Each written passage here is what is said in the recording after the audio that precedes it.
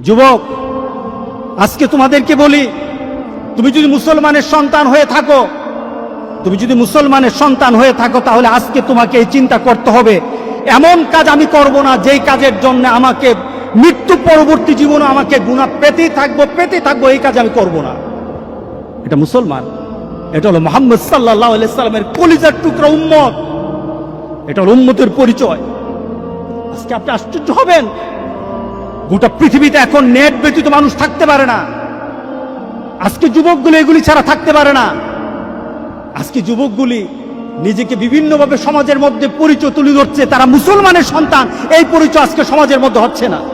আল্লাহ সুবহানাহু ওয়া তাআলা আমাদেরকে বলছেন, ইন্না নাহনু নুহয়িল মাউতা ওয়া নাকতুবু মা কদ্দামু, আমি তো মৃতদেরকে জীবিত করি। আল্লাহ বলেন, আমি মৃতদেরকে আবার জীবিত করব এবং তাদের কৃতকর্মগুলি আমি সবগুলি লিপিবদ্ধ করে রাখি। ওয়া কুল্লা শাইইন আহসাইনাহু ফি ইমামিন মুবিন, আর প্রত্যেকটি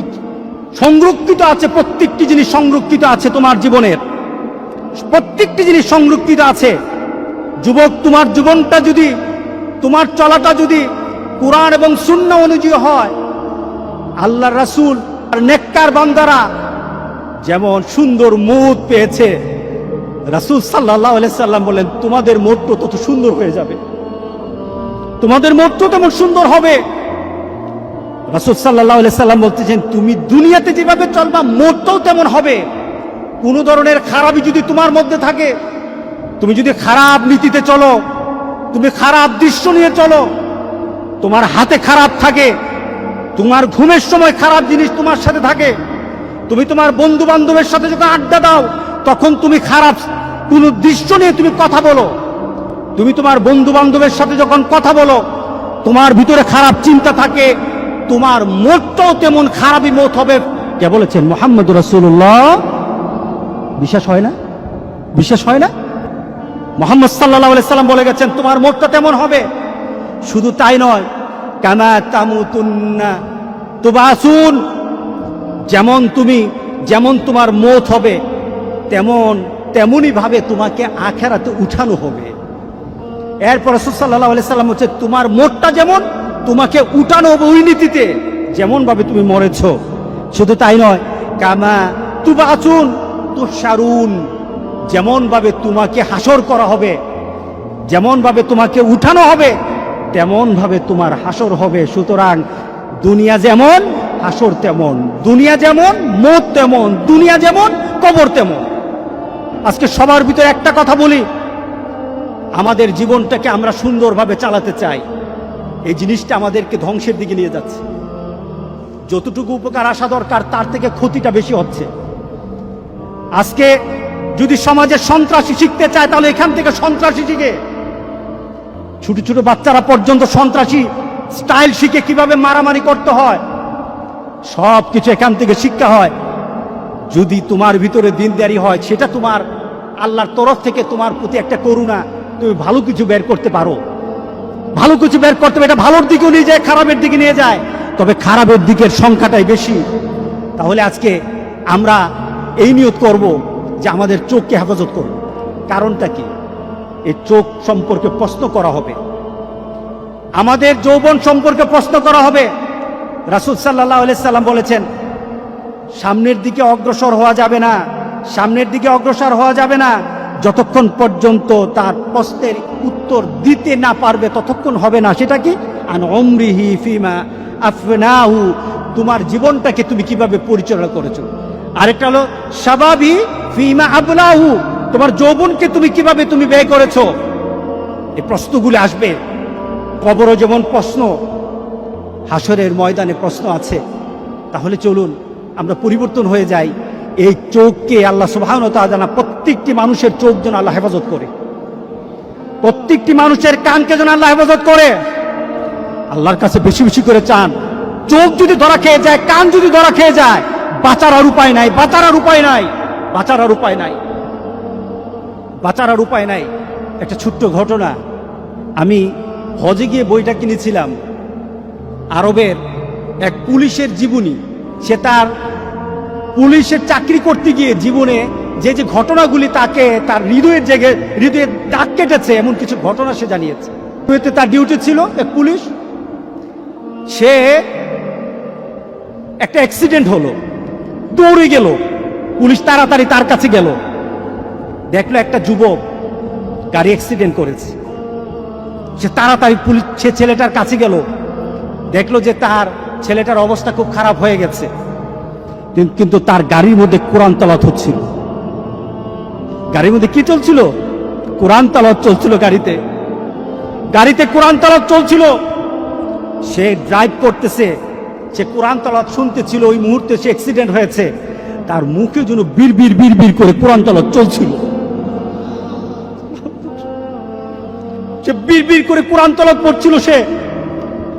সে পুলিশ বলতেছে, আমি ছেলেটাকে কুলে নিলাম, দেখলাম মুখটা একটু নড়ে, কোরআন তেলাওয়াতের মতো একটু শব্দগুলি বের হয়, আমি বুঝি না। এক পর্যায়ে সে আস্তে করে সে ঢলে পড়ে গেল, তার মৃত্যু হয়ে গেছে। খবর নেওয়া হলো, তাড়াতাড়ি তার খবর নেওয়া হলো, তাকে তার মোবাইল থেকে তার বিভিন্নভাবে তার পরিবারের সাথে যোগাযোগ করা হলো। যোগাযোগ করে সে জানা গেল এই ছেলেটা প্রতি বৃহস্পতিবার তার দাদির কাছে যেত। তার দাদি আছে গ্রামের বাড়িতে, 200 মাইল ড্রাইভ করে দাদির কাছে যেত। প্রতি বৃহস্পতিবার যেত, দাদির সাথে থাকতো, শুক্রবার নামাজ পড়ে আবার সে ফিরে আসতো, রিয়াদে চলে আসতো। প্রতি বৃহস্পতিবার যেত, আর যাওয়ার সময় সে গাড়ির মধ্যে কোরআন তেলাওয়াত ছাড়তে কোরআন তেলাওয়াতের সাথে মুখ মিলাতে পড়তে সে দাদির কাছে বসতো, আবার বাড়িতে ফিরে আসতো। এটা ছিল তার অভ্যাস। লং ড্রাইভে বের হতো, কোরআন তেলাওয়াত শুনতে যেত। সেইভাবে কোরআন তেলাওয়াত শুনতে কোরআনের অনেকটা হাফেজ হয়েছিল। ছেলেটা কোরআন তেলাওয়াতের সাথে দুনিয়া থেকে বিদায় হয়ে গেল। আরেকটা ছেলের অ্যাক্সিডেন্ট সে বর্ণনা করলো। অ্যাক্সিডেন্টের সাথে কাছে গেল, গিয়ে দেখলো গাড়িতে গান বাজে। তো সে বললো, পুলিশ বলতেছে, আমি তাড়াতাড়ি তাকে কুলে নিলাম, তাকে চেষ্টা করলাম তার শেষ মুহূর্তে একটু কোরআন তেলাওয়াত শোনানোর জন্য, একটু তালকিন করার জন্য, কলেমা পড়া শিখে তাকে একটু শোনানোর জন্য। যতবার আমি তালকিন করি, যতবার আমি লা ইলাহা ইল্লাল্লাহ, যতবার আমি কালেমা পড়াই, ততবার সে গান গায়। নাউজুবিল্লাহ বলি। কারণ তার মধ্যে কিসে গানের যে স্মৃতি, গানের যে একটা মানসিকতা, গানে এতক্ষণ শুনতে ভিতরে যে গানের একটা ভালোবাসা তো তার রয়ে গেছে, যায় না। যেমন তার দুনিয়ার জিন্দেগি ছিল, তেমন তার মৌত হয়েছে। গান শুনতে সে চলছিল, আর গান শুনতে তার মৌত হলো। এবার বলেন তো দেখি, তাকে কাল হাসুরের দিন কি কোরআন তেলাওয়াত অবস্থা উঠবে নাকি গান অবস্থা উঠবে? বলেন। তুমি জানো না তোমার মৌত কখন, পৃথিবীর কেউ জানে না তার মৌত কখন। সুতরাং তোমার মৌতটা যেন এমন না হয়, মৌতের পরে এমন রেকর্ড তোমার দুনিয়াতে থাকবে যে রেকর্ডের কারণে তুমি কবরে শুয়ে গুনাহ পাবা। এমন রেকর্ড যেন তোমাদের না থাকে। আমাদের এমন সতর্ক হওয়া দরকার আছে কিনা বলেন? আমরা আরেকজনকে বলবো, আমাদের বন্ধুদেরকে আহ্বান করবো, এই কাজ আমরা করব না। আপনাদের পরিবারে আপনাদের সন্তানগুলি তাদের মোবাইলগুলি কি অপারেট করে, এই মোবাইলগুলি দিয়ে তারা কি করে, আপনাদেরকে এটা চেক করতে হবে, দেখতে হবে আপনাদের সন্তানেরা কি করে। যুবক, তোমাদের জন্য খুব কঠিন সমাজ তোমাদের সামনে। আমার সবচেয়ে একজন প্রিয় আরবের এক আলেম শেখ মোহাম্মদ আল আরফি অত্যন্ত তেজস্বী কথা বলে, অত্যন্ত ঘটনমূলক কথা বলে।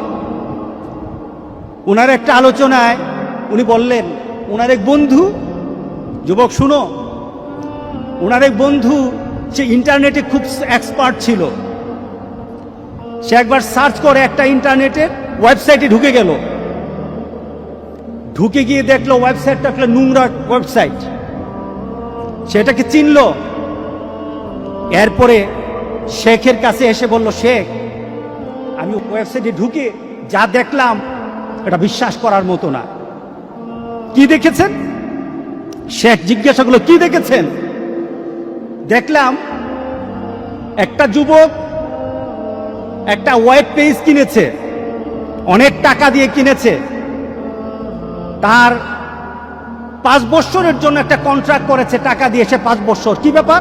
5 বছর ওই কোম্পানি তাকে প্রতি সপ্তাহে বিভিন্ন ছবি লুট তাকে করবে, সেন্ড করবে, বিভিন্ন ছবি পাঠাবে প্রতি সপ্তাহে। সে টাকা দিয়ে সেটা কন্ট্রাক্ট করেছে, এটাকে পেজটাকে কিনেছে, একটা ফাইল করেছে, তার বন্ধু বান্ধবকে বলেছে আমার কাছে এমন একটা পেজ আছে, তোমরা যদি মনে চায় তোমরা লিঙ্ক দিতে পারো, আমার সাথে শেয়ার করতে পারো।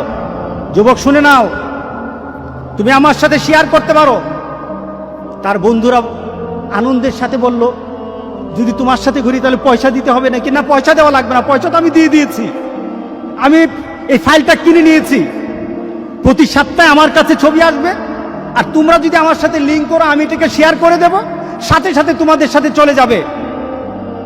সে O2 ফরওয়ার্ড করে দিল, তার সকল বন্ধুর তালিকা দিয়ে O2 ফরওয়ার্ড করে দিল। তার কাছে যখন একটা ফাইল চলে আসতো প্রতি সপ্তাহে, অটোমেটিক তার বন্ধুদের কাছে চলে যেত, অটোমেটিক চলে যেত। সেটা কি কিনেছে? 5 বছরের জন্য কিনেছে। 6 মাস পরে সে অ্যাক্সিডেন্টে মারা গেল। 6 মাস পরে সেই ছেলেটা অ্যাক্সিডেন্টে মারা যায়। তার আশেপাশের সকল বন্ধুরা তাকে জানাজা দিল, দাফন করলো। ঠিক 1 সপ্তাহ পর দেখলো প্রত্যেকটি বন্ধুর সেই ওয়েবসাইটটা, তার বন্ধুদের যে ওয়েবসাইটটা লিঙ্ক করা ছিল, তাদের কাছে ছবি চলে আসছে, তাদের কাছে ছবি চলে আসতেছে। তারা মনে করলো এটা পুরানো ছবি। আবার তারা 1 সপ্তাহ ওয়েট করলো, দেখলো না, আবার ছবি চলে আসছে। 2-3 সপ্তাহ পর তারা কোম্পানির সাথে যোগাযোগ করলো, তাদেরকে বলল, ভাই, যেই ছেলেটা আপনাদের থেকে এই ফাইলটা কিনেছিল সে তো মারা গেছে, এখন তার থেকে যে ধরনের পেজ আপনারা দিচ্ছেন এটা তো আমাদের কাছে চলে আসতেছে, অটোমেটিক চলে আসতেছে। ফাইলটা কিনলো কে? ওই মরা ছেলেটা কিনলো। কে কিনলো বলেন? ওই মরা ছেলেটা কিনলো। যে ছেলেটা মরে কবরে আছে সেই ছেলেটা কিনেছে। কিন্তু তার বন্ধুরা কিন্তু লিঙ্ক পাচ্ছে প্রতি সপ্তাহে তাদের কাছে ছবি চায়। তারা অস্থির হয়ে গেছে। শেষে কোম্পানির সাথে বলল যে এটা বন্ধ করা দরকার, সে তো নাই, বন্ধ করা দরকার, এটা খারাপ জিনিস। তখন তারা বলল আমরা তো বন্ধ করতে পারবো না, তাকে একটা পাসওয়ার্ড দেওয়া ছিল, পাসওয়ার্ডটা চাই, পাসওয়ার্ডটা হলে বন্ধ করতে পারবো। বলে পাসওয়ার্ড তো জানি না, পাসওয়ার্ড তো জানি না। এভাবে চলতে থাকলো 2 বছর পর্যন্ত, এভাবে কন্টিনিউ চলতে থাকলো। ছবি আসতেছে, তার বন্ধুদের পেজে ছবি ঢুকে যাচ্ছে। পেজের নাম কার? যে মারা গেছে তার। 5টা বছর এইভাবে আসলো, 5টা বছর এইভাবে আসলো। নোংরা ছবিগুলি তার বন্ধুদের কাছে চলে আসলো। পেজটা ক্রয় করেছে, যে ছেলেটা ক্রয় করেছে আজকে কবরে আছে। তাহলে আপনার বিবেকে কি বলে? এই ছেলেটা পেজটা যখন খুলেছে সে কি জানতো আমি মারা যাব? জানতো না। কিন্তু আজকে কবরে শুয়ে আছে। তার প্রত্যেকটি লিঙ্কের জন্য যত গুনাহ হচ্ছে, সেই গুনাহগুলি সে কোথায় পাচ্ছে? তার কবরে যাচ্ছে। যুবক, তোমার মোবাইলটা যদি এইভাবে খোলা থাকে, তোমার মোবাইলের মধ্যে যদি এইগুলি জিনিসগুলি থাকে, ওই যুবক যেমন জানে না সে 5 বছরের জন্য কিনেছে, সে জানে না 6 মাস পরে সে মারা যাবে। যুবক, তুমিও কিন্তু জানো না তোমার কখন মৌত হবে।